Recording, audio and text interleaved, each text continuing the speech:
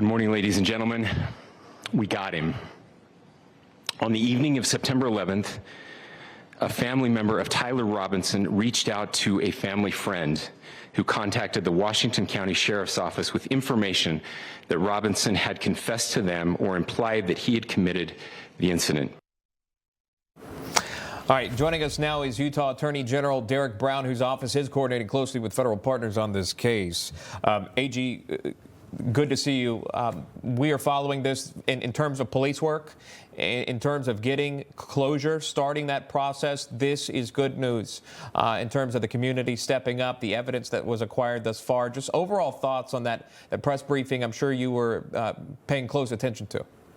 Very much so. And this represents an amazing amount of coordination between so many levels of law enforcement. I mean, we have folks at the county level, our Sheriff Smith, we have Jeff Gray, who's the prosecutor, we have the governor and the Department of Public Safety, going all the way up to, we've been in communication with the highest levels of the United States Attorney General. And so really this represents really a massive effort in coordination. And as you mentioned, there's also a bit of catharsis because this kind of episode in a relatively small state like Utah, where 3,000 people were in attendance, it touches everyone.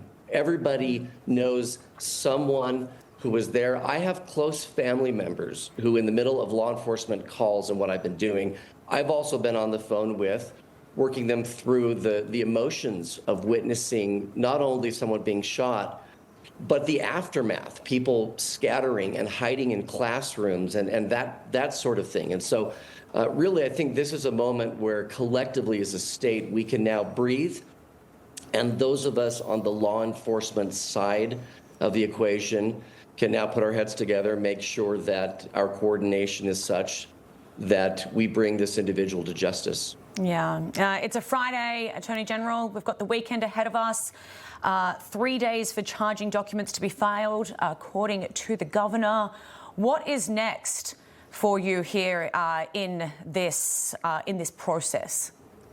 Well, obviously, our office provides support and resources for all these different levels of law enforcement and those who will be involved in the prosecution. And so really, we'll spend most of our time now over the weekend working through this information and just getting ready. But I think one of the things that I'd love to highlight is for anybody who didn't see our governor's remarks a few moments ago, talking really about Charlie Kirk and who he was and what it was that made him famous. I mean, the reality is he went into institutions of higher education and simply debated. It was just a discussion of ideas.